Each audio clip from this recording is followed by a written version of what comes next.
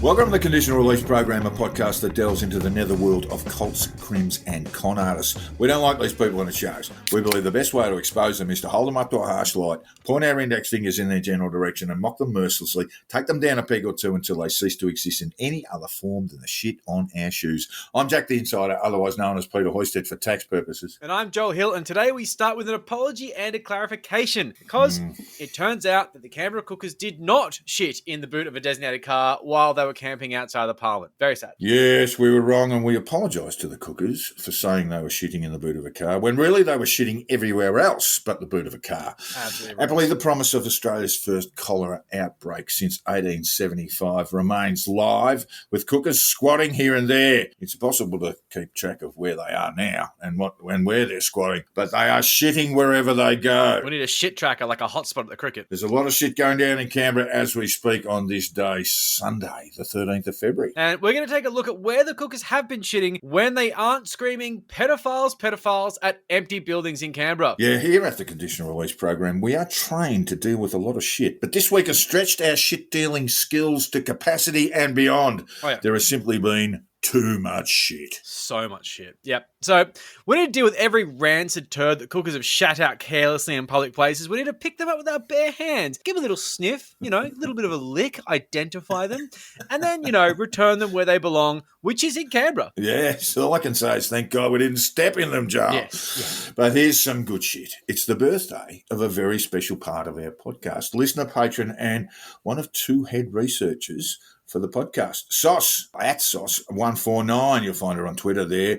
And she's having a birthday today. Happy bloody birthday, mate. Happy birthday, mate. All through this podcast. All and through. We wish you all the absolute best for today. Couldn't do without you, mate. Help. Thank you so much. As we go. But now we move on to more shit. There's a lot of shit this week, and we will kick it off in our weekly news.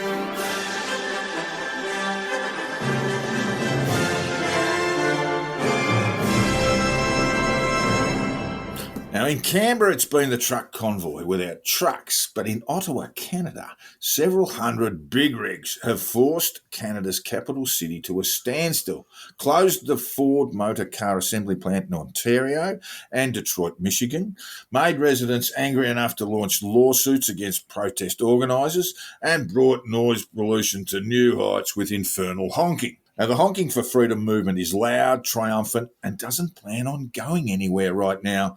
The movement has had a couple of wins, with polls showing the majority of Canadians wanting pandemic restrictions dropped, and 4 of the 10 provinces in the nations have already agreed to do so. That's Saskatchewan, Alberta, the smallest of them all, Prince Edward Island, with a population around that of Ballarat, and the biggie, politically at least, Quebec.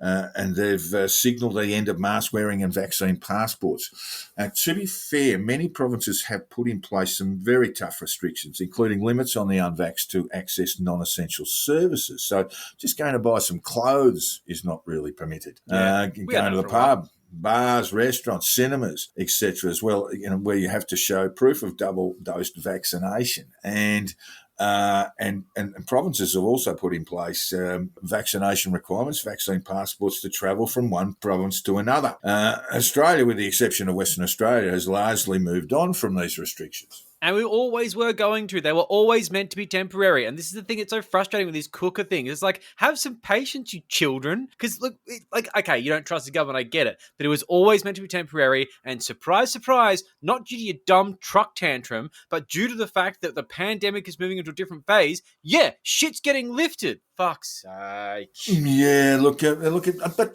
true enough. It is true enough that Canada's a long way behind the eastern states of Australia in terms of lifting those pandemic restrictions. Quebec, which is now easing restrictions, had even toyed with the idea of a health tax for unvaccinated Quebecois. So that was really, really interesting. They've had a major U-turn there. They didn't implement the health tax, but it was something that they pondered. But like the Canberra Canberra Convoy to oblivion, the Canada Truck Convoy was protesting at the national capital about restrictions that were put in place by provincial governments, or what we would call our state governments. So it's the same thing. They're all there sort of honking in protest for things that actually can't be done nationally. We've covered this story on the Conditional Release Program, the Canadian Truck Convoy, in previous episodes, including raising questions about the crowdfunding behind it. We detailed how protest organisers were able to get $8 million Canadian on a GoFundMe. In fact, that's $8 million US, I think. Yeah, I think it actually, yeah. There's a lot of money. GoFundMe, which was ultimately shut down. At that point, who's counting? Yeah, enormous amount of money, so quick. It was done in the space of about 3 or 4 days. Bizarre. And in news this week, an independent US-based news organisation, Grid, has done some deep digging on the crowdfunding and found an overwhelming amount came from far-right political militant organisations in the United States of America. Not Canada. Of course it did. They're horrible. Their horrible neighbour to the south. Hell, surprise! The bad boy to their south. Yeah, Grid reported that funds were initially driven through and promoted by a Facebook page owned by an elderly woman in Missouri whose follower numbers rose from the tens to over 180,000 in the space of a couple of days. The daughter of the elderly woman told Grid that the Facebook account had been hacked. And she said it in such a great way. It was something like, you fucking moles aren't responding to my messages. You took my mum's account, you pricks. Like, she was like proper hardcore. It was great. GoFundMe was shut down. Another crowdfund was established through a Christian US company called Send Give Go that raised $6 million in very quick time too. The worst. And now we have discovered that truck convoy protests have been called for across the world in places as far apart as Johannesburg, Paris and Manila. And this has been driven by Facebook pages set up in, guess where? Romania. Nothing sus about that at all, Joe. No, not at all, no. Now, how much US right-wing dough has gone to the Canberra cookers? That's a good question to ask.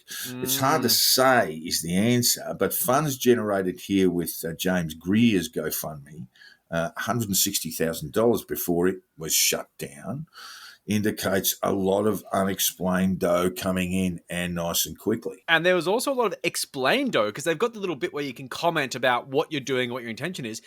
Heaps of Canadians saying, much love from Nova Scotia, much love from Saskatchewan, we've got your back from Toronto. There were a lot of people messaging, but that's not the dark money. The thing that's happened at the campground is that a lot of people have these pop-up kitchens and things with money that doesn't make any sense. Some of it's Uncle Clive, but some of it could be some really dark shit from the US. It looks that way. Yeah, it's all got a deep and abiding sense of about it. Far-right Americans using political influence and cash to cause mayhem around the world. And we've always been told only the Russians and the Chinese do that. That's it. When it comes down to it, I like my interference in elections to be done by the CIA, a neutral government body that does it in the old-fashioned way. You're a traditionalist, Joel. I like it a lot. I don't like it when people like Roger Stone, that smarmy little cunt, gets around with Steve Bannon and they talk in their little war room and they do subversive shit outside of the institutions that have made the Western world great by keeping the developing world down through election interference. I've had a gutful of this. This is privatized. Bring the government back into it. That's the traditionalist view of election interference. It's the only way. The only way. Now, this is all a little bit fanciful because realistically, all boring participatory democracy has been kind of ruling the day in New South Wales here, Jack. Well, we did have some suggestions of interference and we'll get to that in a minute, but predictably it was called Super Saturday. God, to his name, media, move like on, a footy please. thing. Fuck off. What it was is really an entree into the super duper federal election in a day yet to be fixed, but will probably be the second weekend of May this year. Probably. 4 New South Wales state electorates were up for grabs with the retirements of Gladys Berejiklian in the safe Liberal seat of Willoughby, the former deputy John Barillaro from the National Party in Monero, the former Transport Minister Andrew Constance in Bega in the state's southeast, and in Strathfield in Sydney's inner west, where former Labor opposition leader Jodie Mackay had retired. Under mild the results are in, well, most of them. A feature of elections and by-elections in the days of COVID means more than half votes cast were postals, probably closer to 60% in these by-elections, and those aren't counted on the night, generally speaking. Labor did not contest Willoughby, and while an independent candidate got plenty of support, the Liberals will hold on. The Nats will hold Monero too, with an 8% swing to Labor. The seat that takes in the major city of Queanbeyan and rises to the north in the Southern Tablelands and all the way to the south of the Victorian border. But Labor has won Bega with a big swing, almost 14%, and this despite the efforts of the retiring Andrew Constance, who was high profile in the campaign, known as the Transport Minister, who's had a few blues along the way.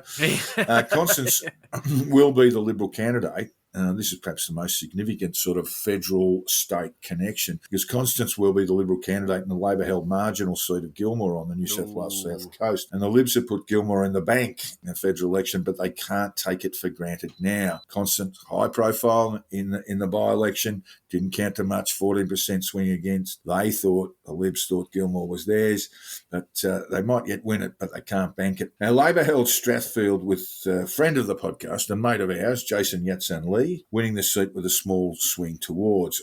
This was seen as something of a mixed result, but when postals are counted, I'm fairly confident the swing will grow to about 3 or 4%. It's less than 1% at the moment. Well, yeah, look, it's floundering around, but there's a lot of questions around the fact that postal votes were sent out in English, which, as we discussed earlier, probably had a bit of work with Jason correcting that situation, because let's face it, I mean, that should be rectified. But Jason is one of the most bizarrely reasonable human beings on the planet, because usually if you get pre-selection for a seat like this, you are probably a shit person. Jason is an exception to that rule. He is genuinely fantastic. Listen to him recently on Glover, and my God, he's just so reasonable and smart. That's all I want. It's all I want right now. Decent person. Good, smart person. He's paired that up with being very, very Can we intelligent. have that for a while? And he's in his victory speech last night, he said it was not okay that he and his volunteers at polling booths were subject to a whispering campaign, and he's talking about his volunteers of Asian background, was subject to a whispering campaign about, PRC or Communist China's influence. And we can expect more of this in the federal election. And already Defence Minister Peter Dutton has been out spreading malicious gossip about Labor's connection with the PRC, with PRC money and influence. It promises to be a nasty campaign and proves to anyone who watches closely that the coalition is desperate. That's what it should tell you. Absolutely. Now you have to basically prove that you don't like the PRC. What, like by being some weird right-wing demagogue that hates communism openly? Like, fuck off. Well, this is a traditional area, a traditional answer in politics. When you play the race card, you are desperate. And the coalition has every right to be. It's early days, but one of the things the commentariat hasn't spoken or written much about in the as yet fake federal election campaign is that the coalition is facing a battle on 3 fronts. This is the really important thing for watchers of politics to take on board. See, the coalition has Labor to its left. It has small L Liberals in independence in the centre to fight off in a number of blue ribbon Liberal seats in Melbourne and Sydney. And it has the Cookers to the right, the Forum View AP, Pauline Hanson's One Nation, IMOP and Liberal Democrats, etc., etc. Joe, I'm looking at polling that tells me that the Libs will probably lose in Goldstein. The Independent there, Zoe Daniels, former ABC journalist and US correspondent, may well give Tim Wilson in Goldstein the flick.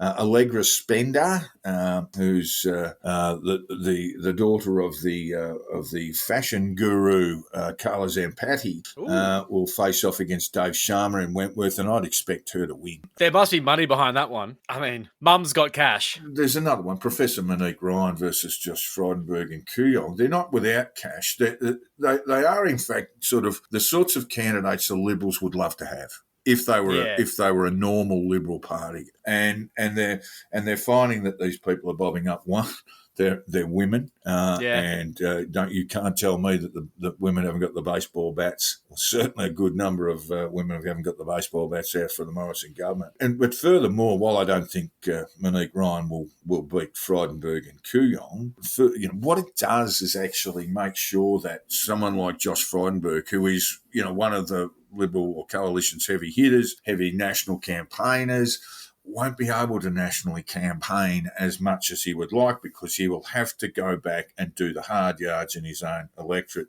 Yeah. Yeah, what it means is that a lot of these sort of high-profile Liberal figures, particularly Josh Frydenberg, will not be able to be on the campaign trail nationally as much as they and their party would like, because they'll have to fight to win their own constituencies, to win in their own constituencies and win their own elections. As I say, I think Daniel stands a very good chance in Goldstein, and Allegra Spender, I think she should be a mile in front of Dave Sharma at the moment. That is brutal. So that's just one angle. That's where the coalition is getting attacked from the centre.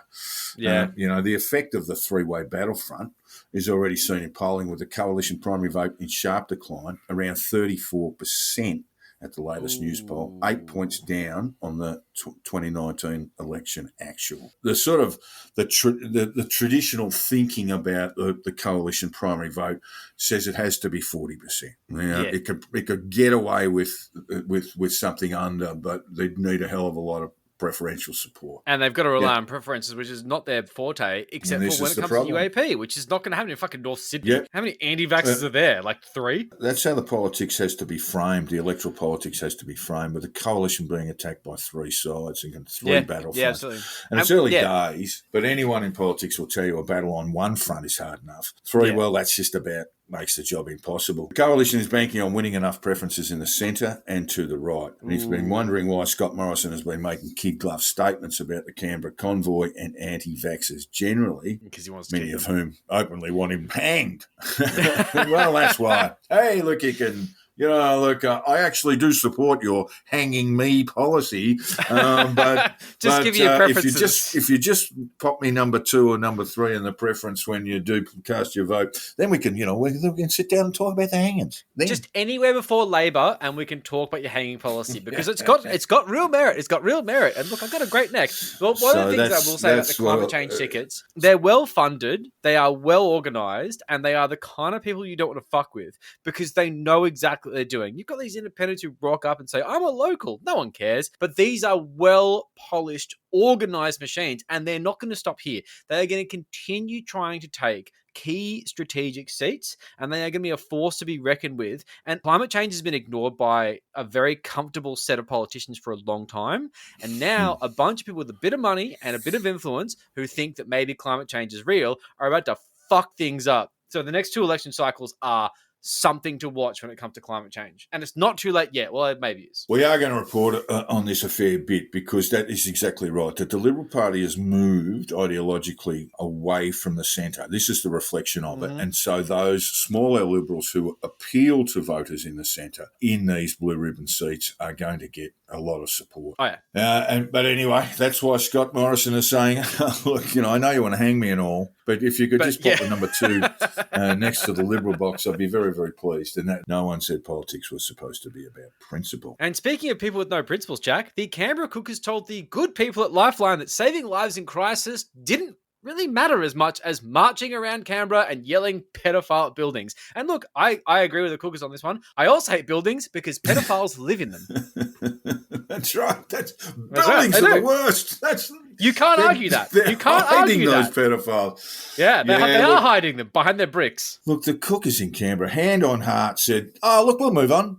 We wouldn't want to, get in the way. We'll leave the Epic Park Centre as of last Thursday. They said, we're off anyway. That was February 10, and we'll make way for the Lifeline Book Fair. How'd that go? Lifeline, for those who don't know, and it can't be many, even among cookers, is a volunteer organisation that assists and offers counselling to people suffering serious mental health issues, including suicide ideation. Yep. And the Lifeline Book Fair in Canberra is the organisation's biggest fundraiser. One of our patrons is actually a Lifeline phone volunteer. I won't say her name just in case of anonymity reasons. Very, very important work. But of course, the cookers were lying. They had no intention of moving on. And they lie all the fucking time, and they refused to budge. And after abuse was directed at visitors and Lifeline volunteers on Friday, with cookers pushing fences over around Epic, the book fair event had to be cancelled. Yeah, I mean, basically what happened was they had, a decent event on Friday,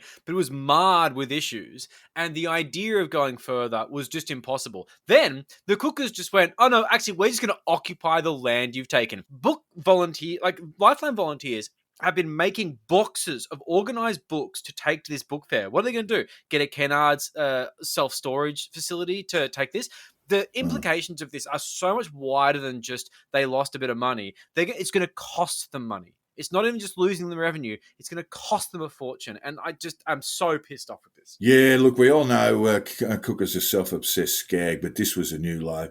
Some good news, Lifeline has sought public donations, which have been well supported by Australians generally and may yet hit the organisation's goal of $1 million. The ACT government has pledged $25,000. And none of this is any thanks that we could actually thank the cookers for. They might just get their money. What we'll actually do is pop the donation link up on the shitposting page. So we ask listeners to throw Lifeline a bit of coin, you know. That would be good. I mean, look, I haven't seen any indication toward, like, from cookers, whether it be on Telegram or their Facebook groups or just anywhere, that they are saying we should donate to Lifeline to make up for this. No one's doing it because they don't give a fuck. They do not give a fuck. But if Graham Hood told them to, they would. But Graham Hood's not telling them to because they don't give a fuck. Yeah, they actually appropriate suicide for their arguments, you know, particularly in regard to lockdowns and so forth, you know. And then when it comes to the real business of suicide prevention, of which Lifeline is a major contributor, you guys can go and get fucked. You know, yep, we'd like to get drunk and smoke meth and fucking have a knee trembler on the back of a fucking Bellina. You know, they genuinely don't care about suicide, and yet they use it. They're probably talking about it right now in a corner of some weird farm that never asked for them, treading in human excrement, and generally, you know. Always the shit, Joel. Always the shit. In other related matters of shit fucking from cookers in Canberra, the Capital Farmers Market scheduled at Epic was also cancelled. Scheduled for today, actually, 13th of Feb. Thousands of dollars of fresh produce is likely to be lost following the sudden cancellation of the popular farmers market. The market, run by the Rotary Club of Hall, attracts over 100 stall holders each week who bring freshly grown and picked produce from across the region to the market. Just like Lifeline, hard-working Aussie farmers were told to go and get fucked. It was more important that Thanos Paniides could spread his wild bullshit about 5G state surveillance, or Monica could babble about Jesus, or Ricardo Bozzi could make vague plans of mass murder. Yeah, they love it. So these motherfuckers prattled on about the farmers so hard for so long, and they are the same motherfuckers. Let's not even pretend they aren't. And it was all just nationalist bullshit. It was just that Aussie flag waving nonsense. When it came to the crunch, the farmers came second best to anti-vaxxers who just wanted to have a big old roadshow of tantrums. But we will be taking a long, hard look at the behaviour of these brain-dead clowns in the latter part of the program, so we're not going to get too tied up here. And I already feel my blood is boiling. But about the only good thing we can say about this is we now know who the worst people in Australia are, and they are all in the one place. It makes me wonder, Joel, just a fantasy, and I'm entitled to it. Maybe a strafing run, a bit of 50 calibre practice for the RAAF, you know, now that we've got them all in one place. Maybe the cookers can get the Valkyrie playing on the PA for the Atmos.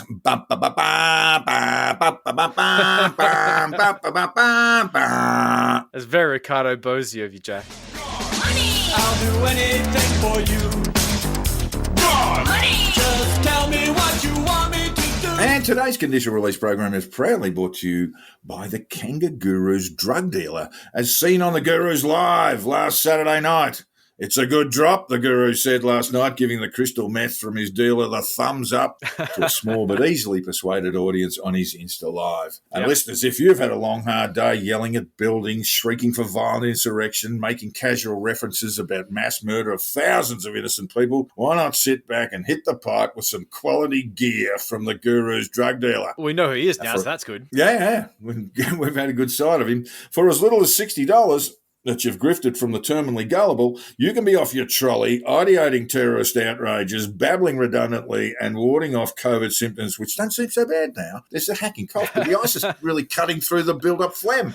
Maybe methamphetamine is a cure, just like the old horse paste. Maybe we should get everyone on it and charge Yarralumla tomorrow at dawn. Redundant.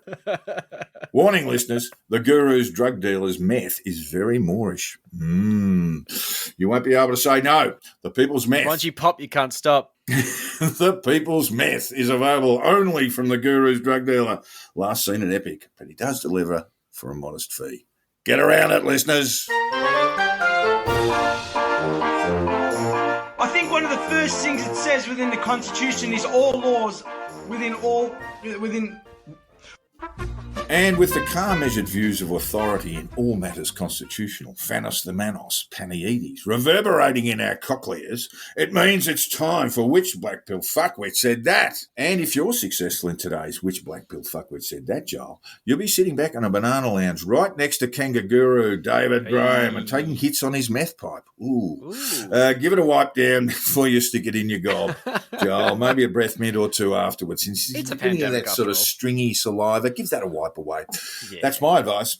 The Guru's been hitting the pipe hard of late. Are you ready, Joel? Yes, of course. This question comes fresh from the mind of listener Ben. G'day, Benny. Let's do it. Who said this? Not only do we have the DC jail, which is the DC gulag, but now we have Nancy Pelosi's Gaspacho police spying on members of Congress, spying on the legislative work that we do, spying on our staff and spying on American citizens. It's That's really a lot hard of not to spying. read that without laughing. The Yeah, it is. It's Gaspacho police. My God, So they're good. coming. They have chilled know. tomato soup. Yeah, I know. It's too cold. It's too cold. Was it? Who said that? Was it the soup Nazi, as seen on Seinfeld, played by actor Larry Thomas? What a guy. Yeah. Was it founder of the Campbell Soup Company, Joseph A. Campbell? Niche. Or was it Georgian congresswoman renowned for her chicken and spring vegetable soup recipe, which you can find on her website? No colours, please. Ooh. Marjorie Taylor Greene. Or was it drowning in a bowl of clam chowder because he forgot to take his meds again? Eric Trump. Let's face it, this is easy at the best of days, but of course I do know it. Thank you, Mark Southcott, for making this work. It's Marjorie Taylor Greene. Well done, Joel. Yes, excellent work. Excellent reading through the week, by the way. It's hard to listen, isn't it? Yes, damn those Gaspacho police. They're the worst. Mark sent me this on Facebook, and I was like, this is going to be in Black Pill Fuckwit because you sent this to Jack, didn't you? Yeah, look, it did do the rounds, but I just wanted to see, because it's just so funny. You know, It the is. consomme cops, the Gaspacho police. She, of course, the Gestapo, but, you know, I noticed even Donnie Trump Jr. was out there saying, "Oh yeah, you're just laughing at her because she just got a word wrong." You know, I don't know about that. You know, I think she actually does think there's Gaspacho police out there. There's a lot. There's a lot going on in her brain. Let's a not lot going on. minimize her trauma. This was the woman who said, you know, we won't speak Spanish in schools, by the way. And now she's talking about bloody Gaspacho soups. You know, Jesus spoke English, and why can't we? Be consistent, Marge. She's fantastic. She just keeps us going all through the program. She really does. God She's just only great knows content. what we'd do without her. All right, quote 2.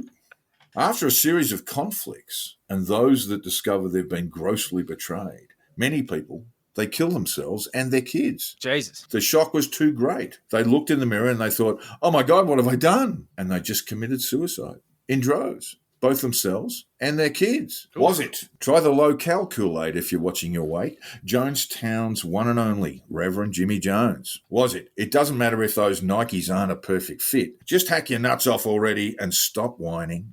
Heaven's Gates, Marshall Applewhite. Did a bit of ball lopping off, you know, a bit of castration. Anyway, if the Bible teaches us anything, it's that I am Australia's Idi Amin, Ricardo Bozzi. Or was it, I don't like the FBI much, but they do play nice tunes at 3 o'clock in the morning. Branch Davidian's David Koresh. These boots are made for walking. I don't actually know this one, and you were saying that I might know the second one, and I don't, but I'm going to go with Bozy because he's an inflammatory piece of shit. Hooray! Go! Yes, who else could just casually talk about parents murdering their children? He refers to it as suicide, but when you're actually killing your children, you can't commit suicide and then go and kill your children. No, You've got to kill your children first. That's the murder part. There's and a word then you for go it. and commit suicide. Yeah. So he was trying to talk it down, I guess. Yeah. I did want to briefly mention David Koresh. The FBI used to put these powerful speakers up alongside the camp, actually on the camp building, In Waco. where Branch Davidian were, and they play Nancy Sinatra's "These Boots Are Made for Walking" at 3 o'clock in the morning, and just keep cranking it up. Just to I'm create a still little quite bit- offended by the fact that at Camp X-Ray, like Gitmo, they would play Metallica and Nine Inch Nails, and they singled out March of the Pigs as one of the songs. Now, okay, I wouldn't like the fluoro lights, and I wouldn't like the ball torture, but if you stuck me in a room and just had March of the Pigs playing on repeat, I tell you what, I'm in fucking heaven. Or the only thing is, I just want you to play the live version now and then, because I think the studio version is a little bit slapdash. Yeah, need to get a bit of feedback. Yeah, rock out with your cock out. All right. Quote 3, you're 2 for 2, Joel. You're just about to just collect that crack pipe or that meth pipe and just with a bit of string of saliva from the kangaroo. It'll do some guru fucking wonders to hanging my off it. You're just looking post-COVID at it. fatigue. Okay, here we go. Joe Rogan is an interesting and popular guy, but he's got to stop apologising to the fake news and radical left maniacs and lunatics, unquote. Eat my What ass. was it? Still drowning in a bowl of clam chowder because he forgot to take his meds again, Eric Trump? Was it the dad Eric loves? And we know it's reciprocal from all the beatings he doles out to Eric. Beatings out of love. Oh, of course. Donald Trump Sr.? It's good for him. Was it sitting back chilling in his mansion at Palm Beach, Florida? There's someone at the door. Don't worry. It's just another subpoena. Donald Trump Jr. Or was it trying to pretend she's not a Trump? Look at my kepi. Would a Trump wear that? Ivanka Trump. Ooh, I'm going to go straight for Daddy Trump. Yeah, Joe! It's his speaking voice. That's how he speaks. From the guru's pipe, man. You just got 3 for 3. Absolutely. I'm not sleeping tonight, and nor did I plan to. Now we ask listeners to send us an email if they've come across something really, really stupid said by Black Bill Fuckwits. We want your input, listeners. If you've recently come across something posted that is so odd, so bizarre that it can only be appreciated by the criminally stupid, drop us a line. We'll send you a stubby holder and some assorted TCRP tatter if you make our lives easier and send Jack a quote we can use on the show. And we remind listeners the Conditional Release Program stubby holder is the only stubby holder clinically proven to keep drinks cold. And furthermore, the Conditional Release Program is an accepted cure for pink eye, sometimes known as conjunctivitis, but not by cookers because there are way too many syllables. Yes, listeners, if you've got a bad dose of pink eye, the Conditional Release Program stubby holder, just grab it, simply apply the stubby holder to your eye and give it a firm wipe, dislodging all that eye snot, which cookers like to eat. Eating and drinking almost at once, you know. Win-win. That's what the Conditional Release Program stubby holder brings to the table. That was not nice. We asked listeners to drop us a line if they want to contribute to which Bill Fuckwit said that. I can't get past that. Marks the attention of Jack. So, bury the quote. Don't let me see it because I can see the email address at the Conditional Release Program at gmail.com. Thanks, guys. And now we bring you a brand new segment of people who have learned absolutely everything they read in a quick flick through a textbook in 17th century maritime law. They're soft-sits and they're on a collision course with reality and a concept totally bizarre to them. Consequence in this week's Soft-Sits v. the Man. We fired you, we sacked you, we dismissed you as what? As garbage, because that's all you are. You're a criminal, you're a traitor, and you're going to the biggest barbecue in history. So from Christmas dinner to you are the dinner. Thank you, that's what I'll go with. Are you an officer of the Crown, Joel? No. It's really easy. And there's a free polo shirt. You know? Double your wardrobe. All you have to do is complete a form on Wayne Glue's website and you're away. Hey. You just have to fill it in. Hi, Joel Hill. Off we go. Wayne Glue, fended and sent it off to Wayne. And all of a sudden you're an officer of the Crown, able to leap high buildings. I think it's tall buildings. But anyway, able to leap tall buildings and arrest duly elected premiers. Allegedly. About time. For those who came in late, Wayne Glue, the snapping turtle, is the godfather of the soft-sit free man on the land movement based in Geraldton in WA's wheat belt. A free man, Wayne was lolling around in his caravan. In his van down by the river. And down by the river. Because his house was taken from him. Down by the river where he lives on his sister's property in his singlet and shorts when the wallopers arrived. Oh, dear. I'm an officer of the Crown. And I know because I am one. So you have no authority. So please move the vehicle. The paperwork is coming and you'll show you what we've got. You don't have any paperwork which is lawful, Wayne. I know who state security are. They've been monitoring my computer had my phone for ages, and I gave them access. So you have no authority on this property. Good morning, Mr. Glue. My name's Jeff Forley from the State I'm not Security Mr. Investigation Glue. Group. I'm Wayne? not Mr. Glue. My name is Wayne. Okay, Wayne. As ruled by the Supreme Court. Cool. There's your copy of the search warrant, Wayne. At For this what? point in time, you're under arrest under suspicion I'm of not incitement under arrest to commit for an anything. indictable offence. Indictable offence of what? Incitement to commit an indictable offence. Of what? Deprivation of liberty. Of who? At this point in time, you're under arrest. For what? Okay. Incitement to commit an indictable offence. Do you have the evidence there? No, that's a copy of your search warrant. Okay. Hang on a sec. Because this is nonsense and you know it. This is an attempt to shut me up from teaching the truth. No, not at all. Yes, it is. Where's the... Hang on. Let's go with him, Lewis. Well, you can take it and go. That's not signed by anybody. Okay. It's not signed by anybody and you know it. The copy of the search warrant isn't signed by the JP, it's blacked out. I've got the original copy of the search warrant, which Where is is signed it? by the Justice of the Peace. Where is it? In the car. Can I have a look, please? No, that's your copy. That's what you're entitled to have. No. Okay. All right. We're going to do a search warrant. You're under arrest. I'll get you to come with me, please, so that... No. Will you get me? Now, I've watched the vid maybe 20 times, and it never loses its appeal. The old turtle sticks to his guns and trots out the hard black letter pseudo-law from a textbook he once looked at on 17th century Portuguese maritime law, with such hard-hitting pseudo-legal responses as, "Are you an officer of the Crown? I know because I am one." He must have filled out his own form on Facey. You know? Oh, yeah, that's it. You feel like your own form. It's good. Hey, he's not wearing a polo there. He's in a singlet. No, I saw him. Undercover. He's undercover. He's got his undercover kit on. "You have no authority, so please remove your vehicles. You don't have any paperwork that is lawful." Yep. And Meaningful. showing a search warrant, the turtle came back with, "This is not signed by anybody, and you know it." Told he was under arrest, he replied with the solid legal argument of, "For what? It's great. Yeah. Incitement to commit indictable an indictable offence," he's told. He goes, "Of what? Deprivation of liberty," he's told. "Of who? Of what?" Like he doesn't know. It's that kind of sharp, on-your-feet legal manoeuvring Wayne Glue is famous for.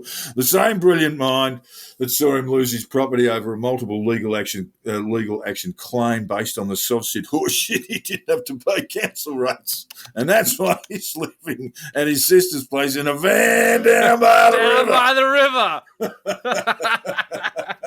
Look, he thought he was travelling beautifully well. It was circled around him, and he thought, checkmate there, checkmate with that gotcha. of what argument. Yeah. And it wasn't checkmate then, and it isn't now, because it turns out you do have to pay a council rate. Yes, you do. Yeah, It turns out- You're a precedent to prove that. Your name is a precedent to prove that. And it turns out you can't sit down in a van by the river in a singlet and induct sheriffs on Facebook and tell them to go and arrest a premier of the state, allegedly. And when you try to, it ends with a familiar cry and a forceful arrest amid shrieks of, "No! No! So very, very funny stuff. Just beautiful to see the Gloucester, the snapping turtle. We didn't see him in handcuffs. The film stopped just before that beautiful moment took place, but it was a lovely thing. It's a beautiful thing, and we'll pop that up on the shitposting site for anyone who hasn't seen it. I think most people have. Most people may have, yes, but it is quite a story. It is fantastic. And that ends this week's Soft Sits and the Man with the scoreboard reading Soft Sits 0, the Man 2. And that's only because the turtle is a fat bastard who'll take up 2 seats in the cop car. My God, that is not body positive, and neither of us are body negative. We are both in a very bad BMI. Look, I'm just really stoked that Wayne Glue got arrested, because at the end of the day, the amount of these motherfuckers who get away with saying whatever the goddamn shit they want, and they just sit around. I'm sorry, if you try to get people to kidnap a fucking premier and arrest them. No, like you've got to draw the line somewhere. This is parenting 101. Allegedly breaking a law there. Yes. Yeah. And from the softset crazies, we now take you to the softset crazies in Canberra. They've teamed up with the queue line, pedophile obsessives, anti-vaxxers and protesters. Don't know what they're protesting about. Freedom and something in our deeper dive. That's not called a deeper dive, but something else that we haven't thought of yet. In our deeper dive that isn't called that. It's not called that. It's not called that.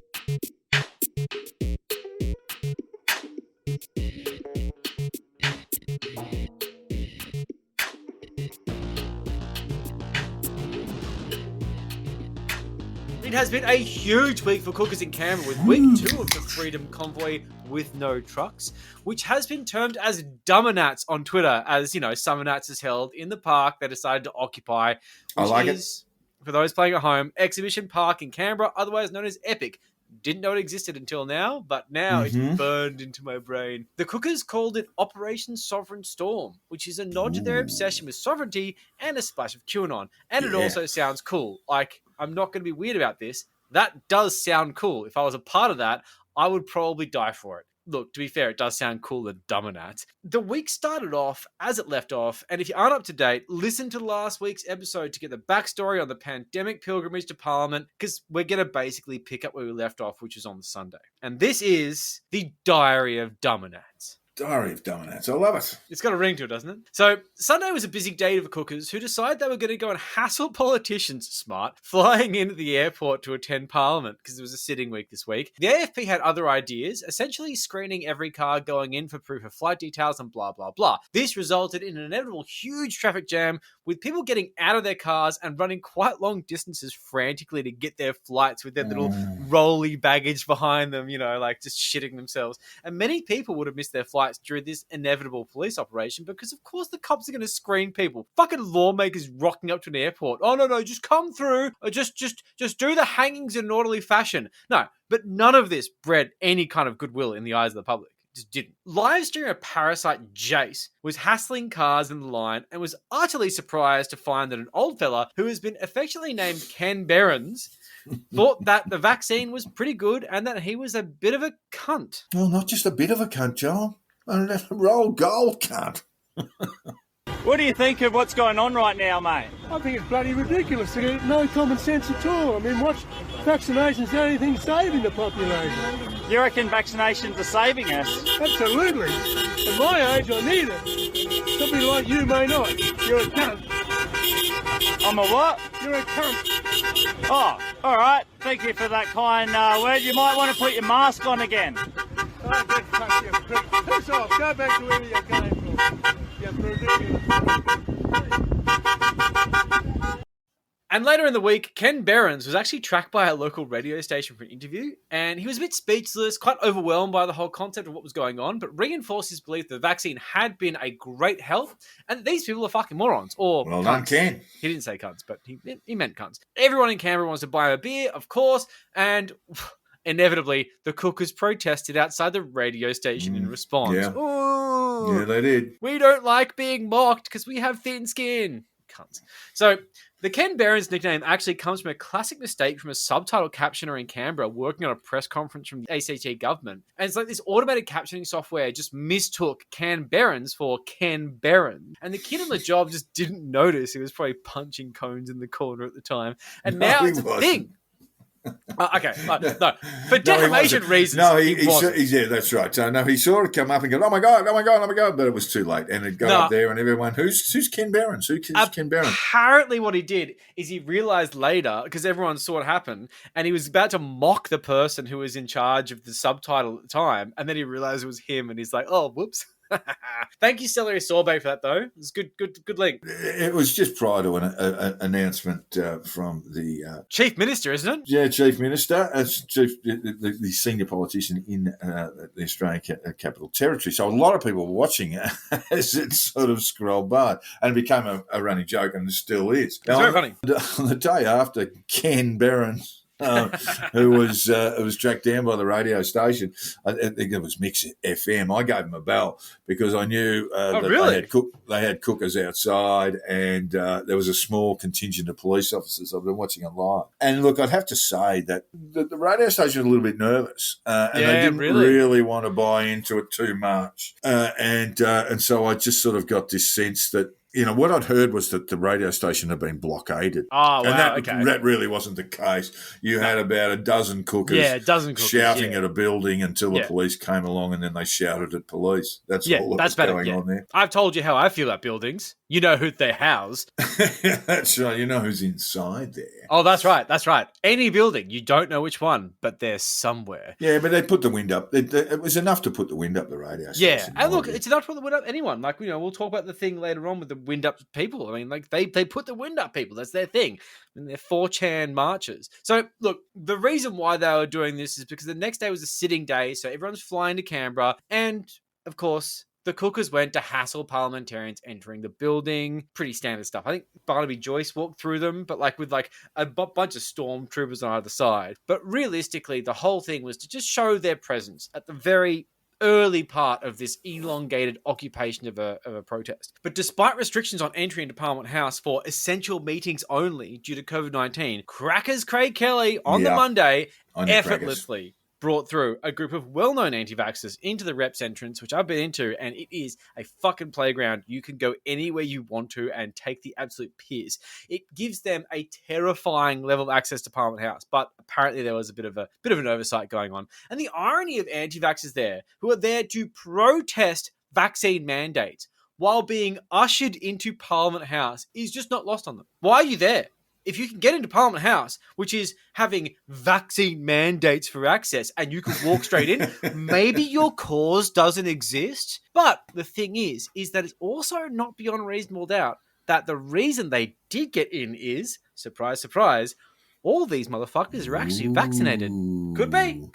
Yeah, could be. In the throng was John Larner, the Deputy Mayor of Tumut Council, an ex-paramedic who took the government to court on vaccine mandates and lost big style. Big time. He has been seen wearing his paramedic hat for attention and often sporting a stethoscope. And these people love playing dress-up. You know, the other master of the dress-up is Graham Hood, the ex-Qantas pilot, who claims that he was taken out of the sky by vaccine mandates. He's a huge God-bother and clearly wants to be a cult leader. Monica Smith accelerated his rise, but in Canberra he has really captured hearts and minds and souls. He's creepy as fuck cultist. So much God. Cindy Roberts was signed in, one of the few prominent actors involved in the old Parliament House occupation over the New Year, where the actual building was set on fire. And she actually had a live going where she was cackling with laughter while the whole Parliament House burnt. Hey, we did it! So why not come into the new Parliament?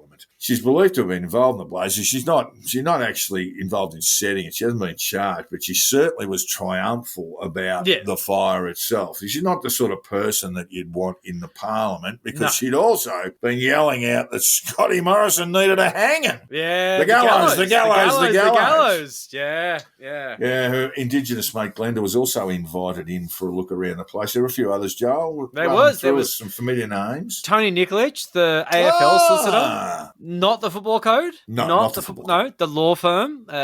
Easy mistake. There's also another law firm named AFL Solicitors. I won't go into that, but it's quite something. They're ASX listed, and it's fucking crazy. Also, the Aussie fucking Cossack. Yeah, he didn't go through with the main crowd. He was just, he didn't go through and get signed up. He must have got signed up a bit earlier because he was just there in the office. Wow, really? So he got like pre-signed in, maybe one of those other creepers, fucking Christians. Got the access all areas there, the Cossack. Good Lord. He's like wandering around, knocking on ScoMo's door. Yeah. I mean, look, he's a Russian operative. I mean, this is his own imagination. He's not really self-confessed and probably self-designated, because apparently the Russians don't actually care about him at all. But let's face it, he sees Australia as an enemy state, his words not mine, and creates civil unrest to destabilize our democracy as a hobby. Like, what is with this fucking guy? It is his sort of, it is his fun little thing. Some people do trains.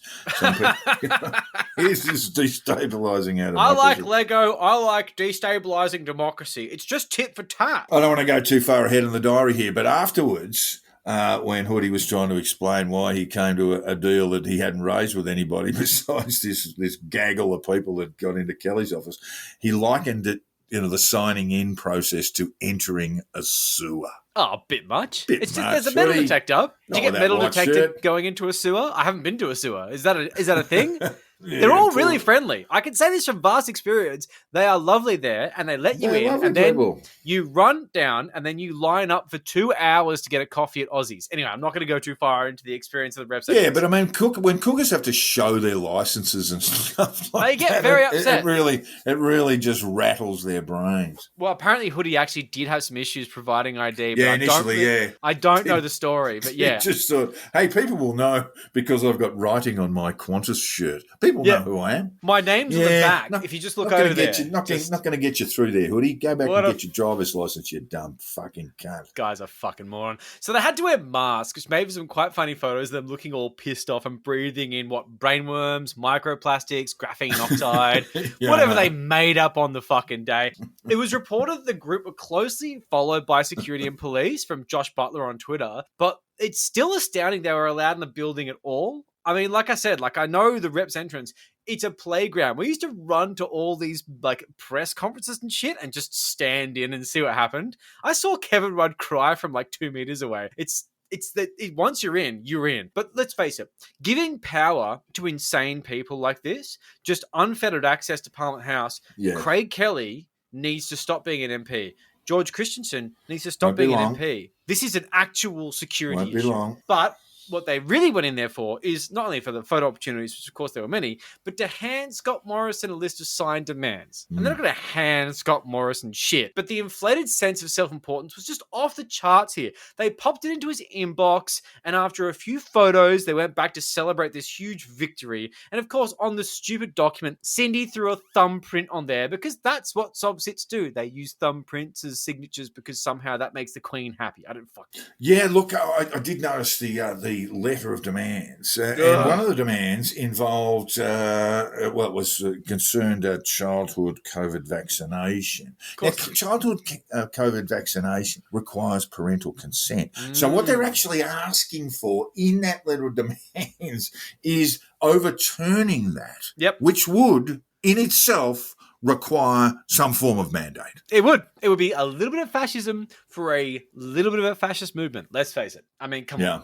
Yeah, they're hiding in plain sight here. So Kelly later admitted that he was providing $10,000 for a sound system for future rallies, including this one, and they would be giving free food to the protesters. And that is the quiet part out loud, because we've known it all for ages. We've reported on this show many times, somewhat speculatively, but it's that obvious, open secret. But as per usual, these fucking morons managed to live stream him saying it to protesters at the camp. Stop live streaming your private conversations. Actually, no, just keep doing it because it's great. It's so good for everyone watching.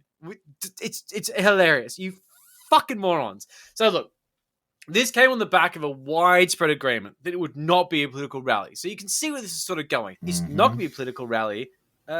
Asterisk. So Ironbark Thunderbolt fucked the GoFundMe. The entire fundraising structure just eroded because they have no organization. So most of the donations went to individuals, not groups. Yeah. And these people, they just had to sell out very quickly because Michael Gray Griffith is actually going to put the $15,000 he grifted into some sort of mutual fund. Fuck off. It was for petrol money and food. Oh, exactly. He likes a lot of Hungry Jacks. You know? Exactly. And, all the chicks he picks up when he's at the camp. I mean, he's got to buy them drinks, right? So, all week, people have been just taking donations from various influencers and then keeping incredibly quiet on where it was spent, how it was spent, if at all, because it's a fucking grift. It's always the grift. Always the grift, yeah. El Salzone tried to do a little bit of a cheeky one, and hers got deleted, and she was so bitter about it. Let's face it, she's one of the biggest grifters of all, and we'll talk about her more later. What a piece of shit. So the sedition vibes were very strong on this Monday. It was really early in the piece, with teeny tiny Malcolm Roberts, the jockey of Parliament, trying to, ride the horse and tell the crowd in a very boring way how to get change in Parliament. Oh, you have to petition, and you have to do this, you have to do that. Boring. Get off the Boring. stage, you fucking loser. What's your hanging policy, dickhead? So this is the issue. One Nation, as usual, did not bother to prepare an adequate hanging policy and got boos and derision. Mate, Oh, no. Poor where's your Tina hanging Winnie. policy? Where is it? What are you doing? Kangaguru, the acid-filled freak running right-hand to Saddam Hussein cosplayer and wannabe dictator Ricardo Bosi, took the mic and openly discussed flattening Parliament with missiles, equated it to 9/11, and was fantasizing on the murder of public officials. And that is what the Hooray! bird wants. That's Fuck yeah! That's Hang giving the them mob all. what they want. Hang them all. Oh, look, I really worry about Teeny Weeny Malcolm Roberts because, look, he spent a lot of time grifting for the anti-vax vote, and he just gets pushed out of the way. No love. He's 900 years old, so he doesn't have a long time to be sad. But like at the same time, it does feel like his legacy is not great. He's second on the ticket. He needs One Nation to basically get about 30% of the first preference Senate vote in Queensland. He's got no hope. And then he's been sucking up to anti-vaxxers for the best part of for a year and a half. It's very and then embarrassing. they just push him out of the road. It's very sad. Poor The thing teeny is, weenie. you can go on the bad side of anti-vaxxers by misstepping in the smallest of ways. So after this, Graham Hood, otherwise known as Hoodie, took the mic and tried to calm the crowd down from their frenzy of bloodlust and violent ideation. But what really happened here was it established clearly the Canberra Convoy was not a united front, but it is two camps. The one with an extensive hanging policy and the one with a much more limited hanging policy. Not quite so much hanging. Just less. Still hanging. Nuremberg Still a lot of 2.0 hanging. is Just a a bit less. bipartisan thing. Just less. So you got the moderates and the militants, right?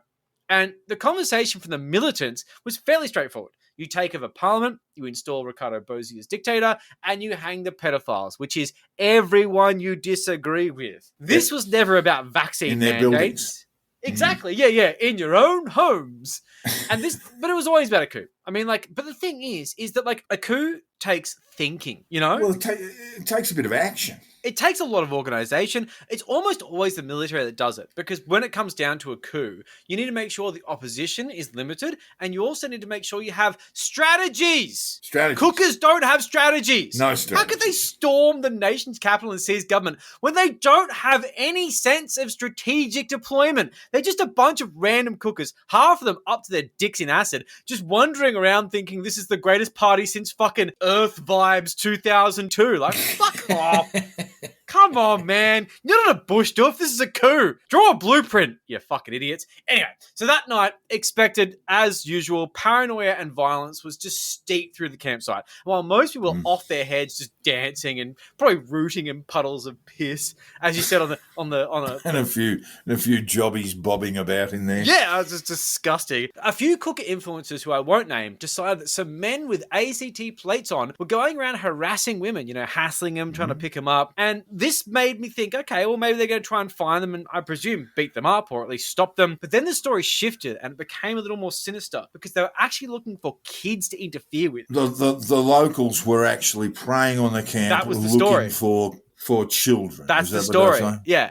And I mean, what are you doing now? Now you're making a manhunt. So now you have a manhunt of these angry, drunk idiots who are live streaming the entire thing, looking for some random guy to just beat the shit out of, yelling pedophile like they do at buildings. I mean, this is exactly how people do. When everyone you disagree with is a pedophile, you can just beat people up and say they're looking for kids. And that was just Monday, Josh. That was just Monday.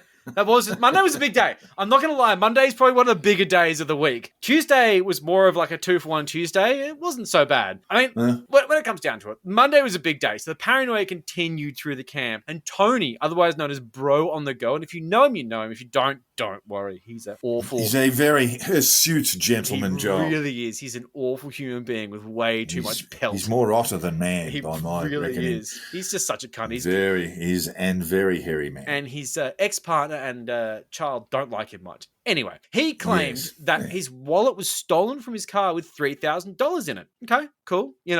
Fair enough. Either the camp's full of thieves or you're a liar. Whatever. But the cracks were falling between the camps. The one thing that Michael Sims has ever said that is in any way, shape or form listening to, which is there is one group here to end mandates, another group here to arrest politicians and put in new ones, and the third group that don't want government at all. And I'm going to thank Soz149 for that one. Happy birthday again. That was a great quote. Michael Sims is a fucking idiot. But that is exactly what was going on. That's about right. It's yeah, exactly that's about the way I see it too. It was another day of endless walking and protesting and shouting at buildings, with cookers coming into contact with a refugee protest in Canberra. You know, another thing they're interfering with that's been like planned way longer than they have. And thankfully it didn't get weird. And so apparently, to their credit, some of the cookers got blue-pilled by refugee advocates who had a chat with them, and they were sort of proudly exclaiming how, well, I've never really been to a protest before, and started actually getting on board with the refugee cause. I mean, fuck, man.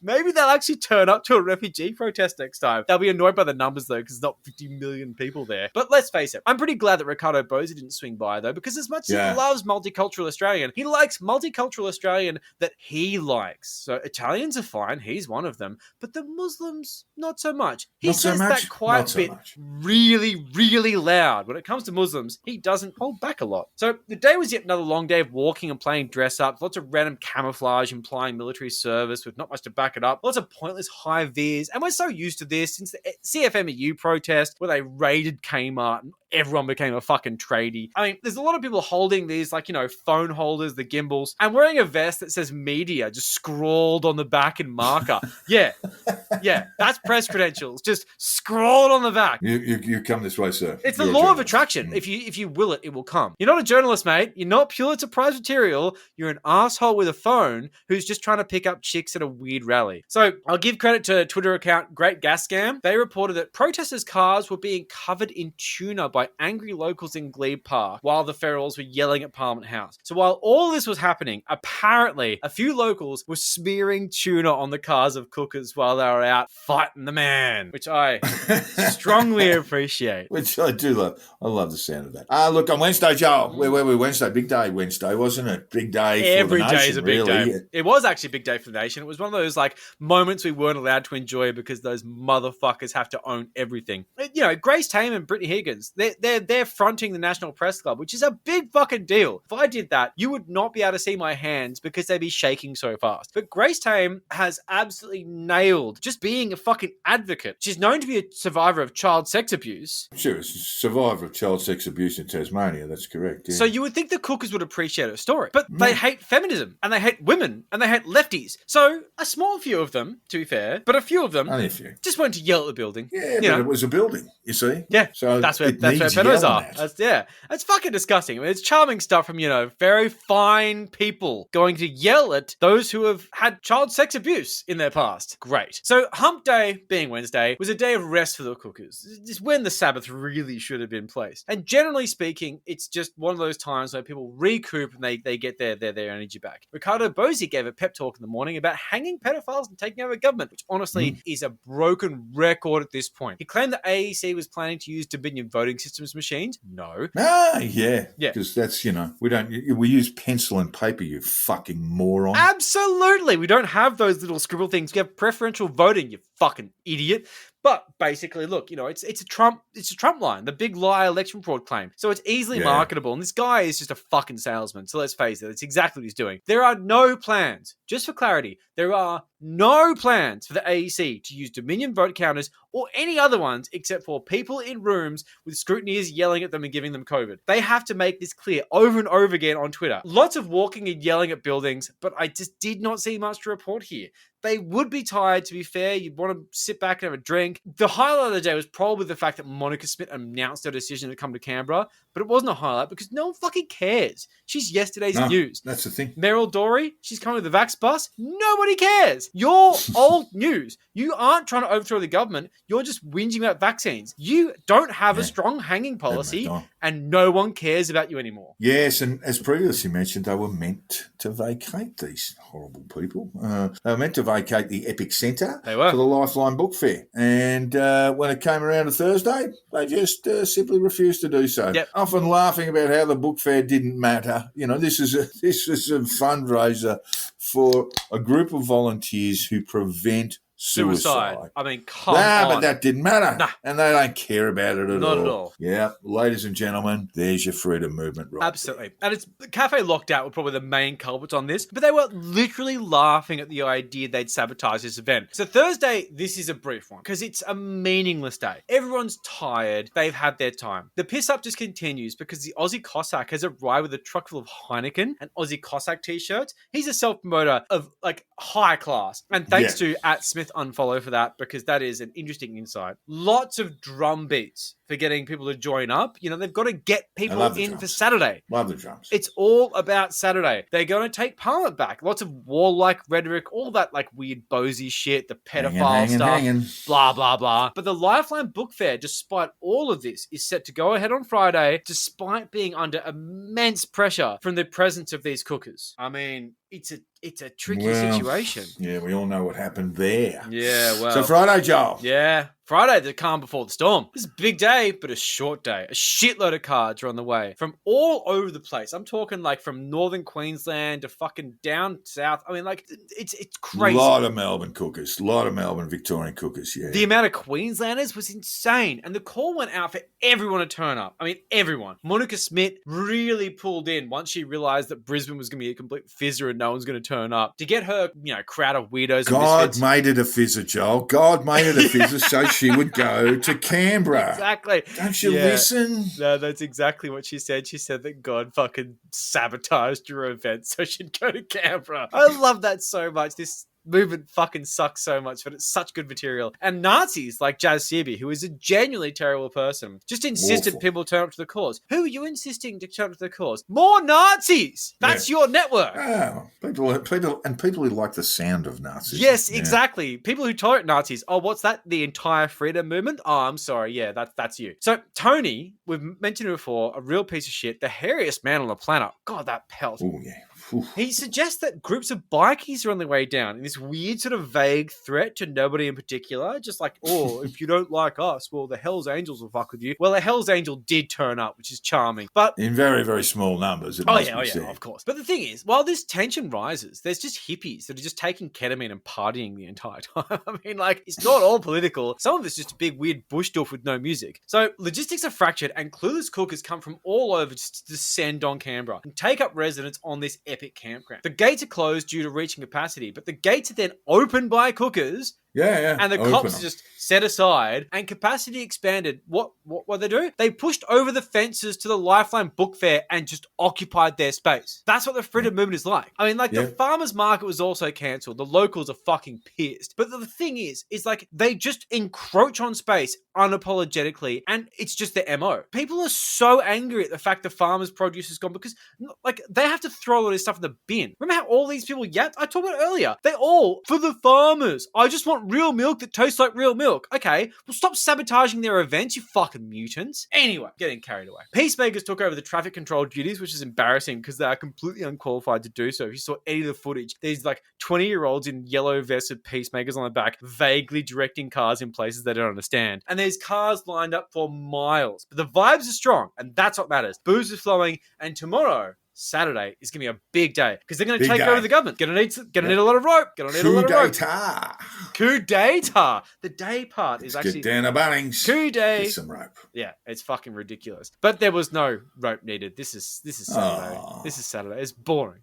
This is a shit day. Like Kelly's big, nice stage with the huge speakers was clearly run by the work experience kid who had the mic gain turned up so fucking loud, it just was awful. All this gear and no idea. I saw the size of those speakers. Turn the gain down. Turn the volume up. You will not catch that kind of amateurism on this podcast, dear listeners. A lot of work goes into this. Join the Patreon. And while we shouldn't wish for an insurrection, it would have been great content for all the inciting rhetoric during the week and plans to storm the building. A small line of people yelled at cops at Parliament House, pedophile protectors, blah, blah, blah. And while most people just baked in the sun listening to the usual shit about kids and vaccines in front of a giant stage that Craig Kelly paid for, with a few sob-sit rubbish quotes thrown in there just to make them feel. Lynn Bennett's was on there and she'd been like, oh, you can be all sheriffs tomorrow if you just give me $10. I was so bored watching this. I went in and out out of it. I just don't care. It was so boring. So boring. So boring. I was waiting for the whole kickoff where they all like storm the parliament and it just refused to be interesting. It's like just nothing happened. Like, I mean, this is just a thing with them, Joel. I mean, basically, when Bozzy said we got 1.3 million, 1.4 million cars. So there's your 5 million, Bozzy. Yeah. Where's the fucking coup d'etat, man? Where's the fucking mass murder? Where's the action? Where's the fucking hangings, man? Give me the juice, Bozy. Give me the juice. You are a fucking coward. You're a squib. Every time, and they're all the same. They're all the same. Every time they get a decent number, we'll talk about numbers soon. Every time they get, what they perceive to be their objectives, so they can go and do these things, they don't do them. Never do it. There's no fun in this crowd. There's no action. No action. Nothing. They're fucking spineless pieces of shit. And look, it just like this entire thing just reminds me of that thing where, like, because there's been protests every weekend for God knows how long. But when you get like an Airbnb with some mates and you go like in the middle of nowhere and you just drink the same beers from the same case with the same people that live like 20 minutes near you. But it's a road trip. It's so exciting. But realistically, you're just drinking with the same people doing the same fucking thing just on the road. That's Canberra for you. It's a road trip for people who just basically just are carbon copies of each other. Fucking boring. But the thing which was interesting about Saturday is the police presence was so low. The visible police presence was so low. But one thing that stood out was a few well-placed LRAD devices. Yes. LRAD. Yeah, LRAD is a long-range acoustic device, and the AFP were rocking an Acentec LRAD 500X, which is capable of throwing a narrow beam of very loud sound, 149 decibels across 2 kilometres. Yep. 149 decibels, just a bit above the roar of a jet engine. Yeah. Brutal stuff, considering the pain threshold is around 120 to 140 decibels. And after that, it gets real bad. People start wandering around just really in a bad way. Boys, not bleeding from the ears, but just completely, just sort of knocked around by it. It's almost like a concussion. Yeah, it's not good. It's like sitting behind it's like sitting beside a jet as it takes off. And I don't do that very often, and I plan to never do it ever. So... No, it would be really bad. It would be. They say those up close can just basically hit the deck from it, or from sort of almost like a concussion from the sound. And those further away just wander around for the next 15 minutes wondering, what their names are. Yeah. Just get completely fucking destroyed by it. Yeah, that's exactly it. So I can see why they iron them out, but they didn't have to use them. But the thing that's really funny is, cookers thought they were microwave devices and reported symptoms of radiation poisoning, which, I don't know, strangely enough, happened to also be the symptoms of radiation from the sun. I thought you liked vitamin D, you fucking weirdos. Talk to Pete about that. It's ridiculous. Mate, it was sunburn, dry lips, blisters. Yeah, that's standing in the sun, morons, but everything has to be a fucking conspiracy, including sunburn. I mean, these fucking oh my God. A lot of them are your ex-friends, and they're ex for a reason. So it is apparently better to get back on the campsite at this point because the Aussie Cossack is there, once again, sowing the seeds of loyalty toward him and chaos amongst him, this time with several slabs of VB for the thirsty punters. Look, I do enjoy his choice of beer there. He is He's such got the old Victor Bravos out. I mean, good on him. It's just so painful. Stop ruining everything for everyone, you little shit stirrer. That being fair, if I was there, I'd be stoked that he gave me a VB, even if it was warm. So, it was a well-behaved crowd. They went to yell at clouds and call it a day. And I'm half impressed, but I'm half disappointed, and I am absolutely 100% bored. Boring. Make it fun. Be cool. So while Saturday went fairly well for the cookers... Do as you say you're going to do, Exactly. Where's my coup? I was fucking hanging out for it, and Where's the fucking coup? Went back to drink Cossack beer. I mean, piss off. So while Saturday went fairly well for the cookers, who kept in their lane and didn't storm Parliament House, boring, locals are jack of their needy, uninvited guests and just want them gone. So thanks to Kate for setting with this, because the Sunday Canberra Times front page just simply said in large text, "You've had your say, now go home. It's time for you to pack up and move out." 100%. Fuck off. I've had anecdotal reports of people in stores being assaulted due to cookers overstepping boundaries. Oh, so many. Including a serious fall from a 65-year-old woman being pushed over by a cooker lurking in the back room of a store. And I'm keeping vague because it's very anecdotal. Another example I heard was that they attended the fucking trots at the nearby racetrack, which is just next to Epic. And they were just right next door, bashing people wearing masks. My mate's uncle had his nose broken in the toilets by cookers who singled him out for wearing a mask and started to beat him up in a fucking toilet toilet. Now, I'm going to clarify once again, this is anecdotal stuff, but I believe it's legit from good people. Yeah, we'll get back on that one next week. It seems very, very serious. So, yeah, let's get some confirmation on that, Joe, because those people responsible for that, they need to be charged with serious criminal offences. The individual that I'm speaking of who was beaten up in the toilet left the scene without police intervention, which is a real fucking shame because they should be beating consequences. Yeah. They absolutely should. But look, tensions continue as they make it clear they do not plan to vacate the campsite by the deadline of Sunday afternoon, which is unfolding as we speak. It is Sunday afternoon right now. Yes, look, Joel, it was all going to happen on the Saturday night. A group of them sort of gathered conspiratorially and decided they were just going to close Epic where they were, not no one in, no one out. And you think, look, that's actually deprivation of liberty, across several thousand Wayne people. Glue just got done for inciting that. Don't you watch The Turtle? Have you been watching The Turtle? You got to watch The Turtle. Yeah, so it was very strange. These guys have absolutely no idea of boundaries. Yeah, they're fucking cooked in their head. Criminal, and we're talking about criminal and legal boundaries. Yeah. So that was one of the things. And right now, as we speak, they're trying to get themselves in a block of land. The van down by the river. They really are. They'd be lucky to have one. It just seems like the whole thing is sort of dissembling. If you had any sense, honestly, if you had any sense, you would not be there in the first place. No, you fucking wouldn't. Or you would have left. Just a semblance, a scintilla, a soupçon of fucking common sense. You would have said, I'm out of here because this thing's going to the shit house real quick. Apparently what's happened as people were leaving is they were being shamed for leaving. Now, that's not saying you can't leave. That. So, no, I actually did see a live where they were just sort of hooting and yelling at people leaving. Because, of course, it's against their interests. And that is a dangerous thing when the mob goes against you for leaving an unhealthy, unsafe situation. Some of these cars they were hassling probably had children in them, but hey, children are human shields. Keep them around, right? Fucking crazy. Yeah. One of the funny elements of the protest was not what was happening on the ground, but online. And obviously, they were all watching from the comfort of our homes with the live streams and blah, blah, blah. But the Facebook reporting was so hard to know what was true and what wasn't. And there were a few very cheeky bastards in there planting very funny and quite plausible comments on the Convoy Facebook page, some of which went a little bit viral. We got sucked into. Yeah, we did get a little bit sucked in there. They got us a beauty with the shitting in the car boot story, which apparently came from the Ozpol Nuffy room on Facebook. Did, yeah, they got us good. In our defence, it was quite plausible. But this is what I love about it. It's a bit of satire. They're actually mocking these fuckers. Yeah, exactly. This is what we do. But this is our niche. But they are welcome to join us because we consider the value of mockery to be highly valuable with these fuckknuckles. Very much so. But not all the troll posts are wrong. One post that claimed the camp was full of pink eye and toe fungus was clearly a bit of a troll account. But this video shows that there actually there was pink eye. Yeah. It was some kind of wild eye bacteria floating around the camp. What do you mean? I'm not upset. I'm having a great time. I just want to get my fucking makeup on my fucking shit little face and then walk the fuck out there and join the party. But I can't because there's fucking bullshit. What do you mean?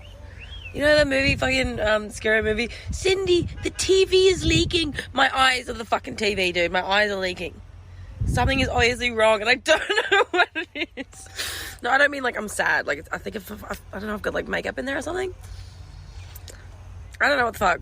Is this pink eye? Is this what pink eye is? I don't fucking know what's happening. Send help. Okay, see ya. Cookers left to piss and shit everywhere without showers. What could possibly go wrong? Sometimes life imitates art. It does. Another questionable claim was one on the Convoy Facebook page claiming that someone collapsed after what appeared to be a wasp sting. Pauline Hanson had some of those. Yes, but turned out to be a blow dart. Oh, my God. Containing the Moderna Spike vaccine. Ooh. Got me in the back of the neck. It goes on to report that hundreds of thousands had the same problem. So bee stings, and no, they weren't. Not wasp stings. No. We're being inadvertently hit with trolls with blow darts. Amazing. Blowing the Moderna vaccine into their systems. This is almost certainly a troll post designed to make cookers look stupid, but the issue is that cookers are stupid, delusional and paranoid. This isn't even crazy by their standards. No, it's ridiculous. Imagine some guy in a suit in like a bush, just like blow darting people in the neck. Like, what?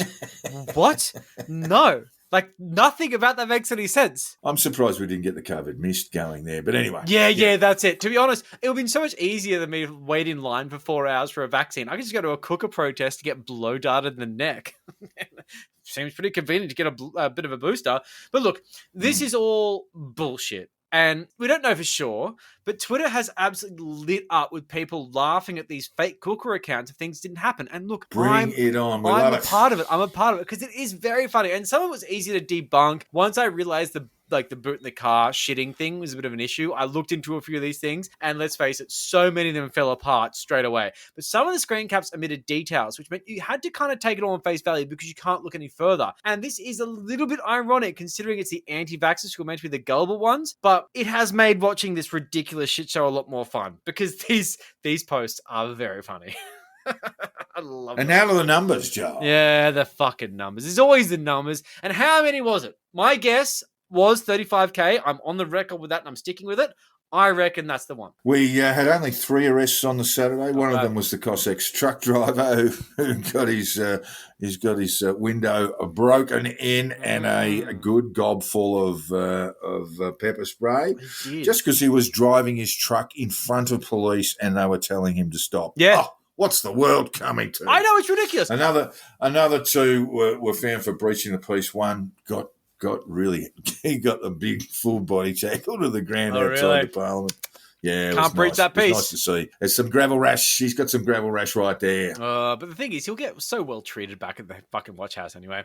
So Bosie was calling for 5 million. 5 million? Yeah, that's what he said. That was 5. Yeah, five to overthrow. Came short. Very sad. Monica Smith said 1 million, but then revised that upwards. Ill thought out. To 3 million. After getting all 3 million pumped up on red cordial and Christian rock on her way down in her fucking VW from Brisbane, you know. Oh, I'm starting to feel it, mate. I'm starting to feel it. in the Winnebago. Oh, fuck yeah. Elle Salzone, a huge grifter. If you know her, you know her. She hawks clear phones. She's trying to start a commune, and it just seems like there's no receipts for the money. But she claimed there was 150 kilometres of gridlock out of Sydney, that 7 out of 10 cars were from Queensland, 700,000 in one camp, 1 of 4, which implies millions. I saw some of that, yeah. And it was going to get to 6 billion. Yeah. That's a lot. That is a lot. She also bizarrely mentioned that the McDonald's opposite the camp was flying the Australian flag upside down. Okay, cool. Distress. Not enough special sauce. Yeah, that's it. Yeah, the Big Macs are not true to form. Thank you, Nevermore, on Twitter for that, because that really is one of my favourite parts. And I don't check Elle Salzone's Facebook often because she gives me herpes. Now, listeners, here at the Conditional Release Program, we would never lie to you about these sorts of numbers. It's difficult always to try and assess them, but a number of drone shots sort of give you an indication. That's right. Joel said 35. That's right. And independently, I came up with 40 tops. Yeah. Probably closer to 30. So we're both in the same ballpark, and we really hadn't discussed this before we started recording today. In terms of, we both came up with a similar assessment. Yeah, it's about that. Now 35K, 40K. Yeah, you know, I'll even give you another 5. 45. Margin of error. If you got 45,000 first preference votes in one single federal electorate of 151, you would still need preferences to win that seat. And so that tells you where the numbers are. Yeah, that's it. So basically, if these people all lived in one of the 151 electorates in the Commonwealth of Australia, just one, they would still need preferences to win one seat. These people are about to get one of the biggest lessons in the iron laws of arithmetic concerning politics. Oh, they're going to get beaten shitless. They are a fucking horrible, dirty little minority. Fringe minority. And so they always like to say, for every one person turning up, there's 5 at home. Let's say 10. So let's say 10 people, and let's say 50,000 people. You have 500,000 people across Australia. You don't have a Senate seat. You don't have shit. You just are scrambling, because even then your vote is split between IMOP and UAP and fucking whoever else shit cunts wind up on the ballot at the time. So don't tell me what a fucking formidable electoral force you are. You are a joke, even exponentially higher than numbers that don't even justify your existence. Get the fuck out of here. And today, Sunday cookers are being denied access to a second campground. God, there's been a few floated, but there's one that apparently the cops just saying no because there's no permit. But this is all according to a since-deleted tweet. We don't really know what's happening. They're trying to keep an eye on it, but like, what the fuck's going on? Yeah, look, we're not quite sure. It's an evolving situation. You'd expect a number of people to go home. There would have been people who came down from Sydney just for the day, and they would have left yesterday. So of that 35,000 crowd, it's basically sort of atomizing. Before our very eyes, there's talk of some sort of utopian style micronation establishment in a property, some 30k out of Canberra, and all this kind of nonsense. These people are great. No, give us $10. If everyone gives us $10, we'll be able to buy a property today. Like, hello? That's not how property works. Yeah, it's not really how that's done. So that's whoever's weighed in with the $10 there into the bucket. Never see that again. Gone. Yeah. So look, who knows where it's all going to end up? But I suspect that it is disintegrating before their very eyes. All that hope. All of that glory that was coming their way on Friday has now dissolved into a shit show of fucking deep regret and fucking ugly behaviour. That's it. My hope is that basically the part 3 of this is a news story and not a, as we like to say, not a deeper dive. Because I'm done. I'm done with Canberra. I just want the last thing to be the tail end of what happened today, and that's it. But let's see what happens. It could be a 3-parter, but let's hope that we can move on to something more interesting. Yes, look, it has been horrible, but we made it through the week, Joel. That's the most important thing. It was a big week. But it's not over yet because Craggy Pete's had a huge week. Hugely sad week. Aww. And here to tell us all about the sadness is Joel in the Week in Pete Evans.